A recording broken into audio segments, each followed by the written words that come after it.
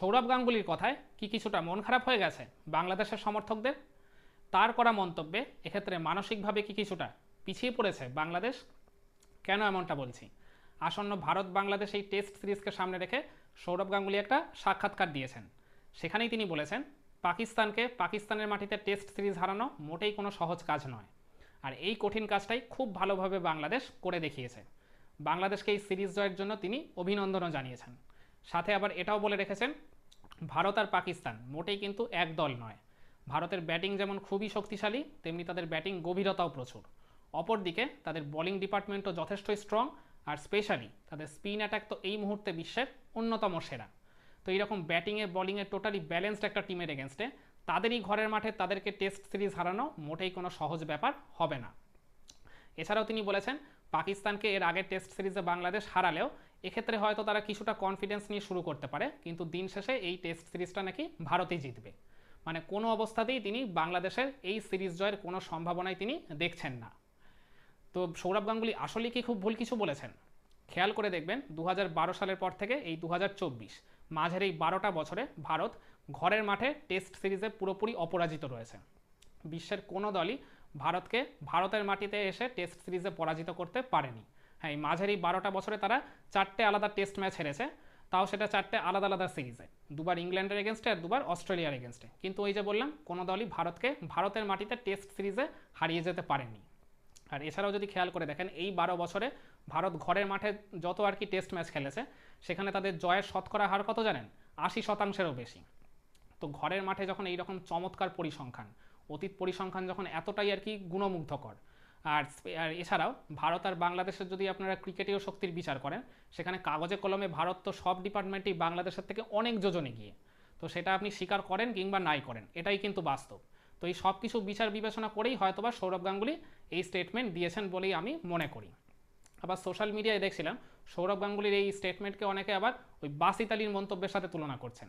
বাসিত আলীও বাংলাদেশ পাকিস্তান সিরিজের আগে একটা মন্তব্য করেছিলেন। তিনি বলেছিলেন যে বাংলাদেশকে যদি ওই সিরিজটা কেউ বাঁচাতে পারে, সেটা নাকি একমাত্র বৃষ্টি ছাড়া বাংলাদেশের এই সিরিজে হোয়াইট ওয়াশ হওয়া থেকে কেউ বাঁচাতে পারবে না।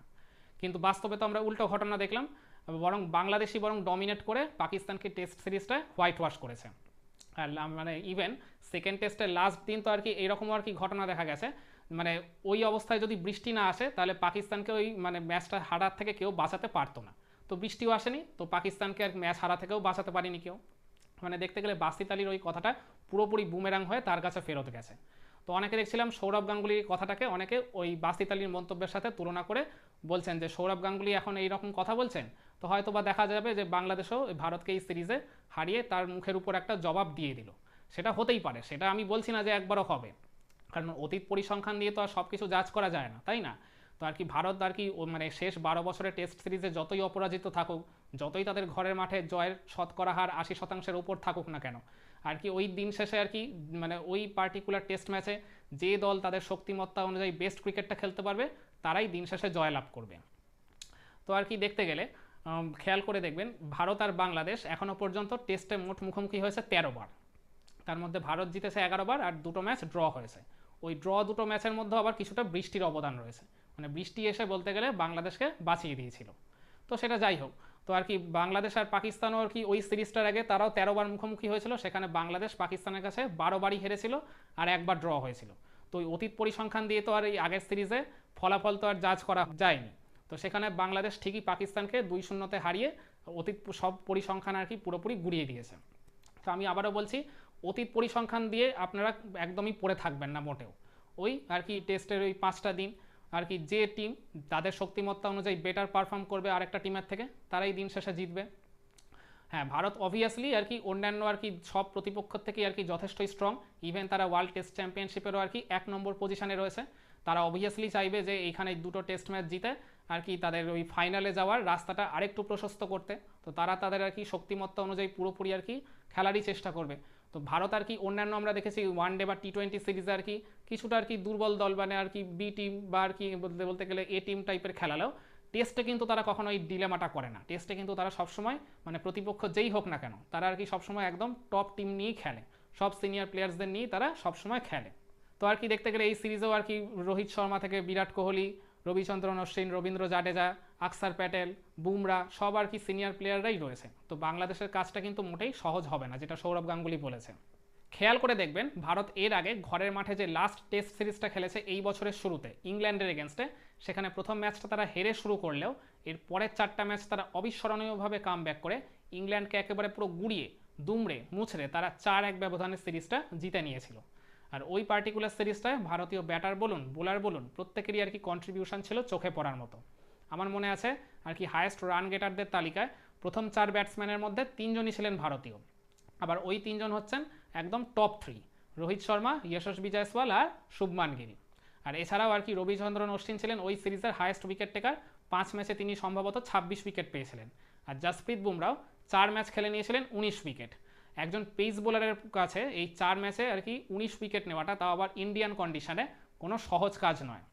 আর একটা কথা মনে রাখতে হবে, ভারত কিন্তু ওই সিরিজটা জিতেছিল বিরাট কোহলিকে ছাড়া, এটাও কিন্তু কোনো কম কৃতিত্বের অধিকারী নয়।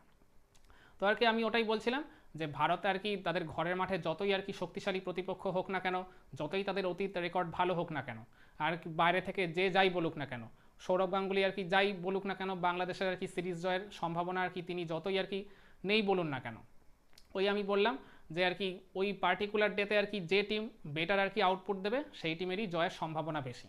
আর আমি এটাও মনে করি যে প্রফেশনাল প্লেয়াররা, স্পেশালি ইন্টারন্যাশনাল লেভেলের প্লেয়াররা, এই বাইরে থেকে কে কী বলছে, মানে কোন প্রাক্তন প্লেয়ার কি মানে কোন টিমকে নিয়ে মন্তব্য করছে, এইগুলো তাদের যেমন একদমই মাথায় রাখা উচিত নয়। এইগুলো মাথায় নিয়ে মানে খেললে আর কি তারা নিজেরাই আর কি নিজেদের উপর প্রেশার নিয়ে নেবে। তো আমি মনে করি বাংলাদেশের প্লেয়াররা যেমন ওই বাসিত আলীর কথাও আর কি সেভাবে গুরুত্ব না দিয়ে তারা নিজেদের কাজটা মাঠে করে পাকিস্তানের এগেনস্টে সিরিজ জিতে নিয়েছিল, এক্ষেত্রেও তারা সেটাই করবে বলে এটা আমার কাছে অন্তত সেরকমই মনে হচ্ছে। এটাই আর কি বলা যে ভারত আর কি মানে যত বড় প্রতিপক্ষই হোক না কেন, ভারতের মাটিতে এসে ভারতকে সিরিজ হারিয়ে যাওয়াটা মোটেই কোনো সহজ ব্যাপার নয়। তো এই সব কিছু বিচার বিবেচনা করেই আর কি সৌরভ গাঙ্গুলি এই ধরনের মন্তব্য করেছেন, তাও যখন ওই প্রতিপক্ষটা বাংলাদেশ বলে। ওই যে আমি বললাম বাংলাদেশ তো যতই আর কি তারা পাকিস্তানকে সিরিজ হারিয়ে একটা আশা জাগাক না কেন, আর কি ওই সিরিজটা হারিয়েছে বলেই আর কি মেনলি এখন আর কি ডিবেটগুলো হচ্ছে। কিন্তু আর কি কাগজে কলমে দেখতে গেলে বাংলাদেশের থেকে ভারত কিন্তু সব ডিপার্টমেন্টেই, আমি আবারও বলছি, অনেক যোজন এগিয়ে রয়েছে। তো আর কি বাংলাদেশের কাজটা আর কি এই সিরিজে খুবই কঠিন হবে।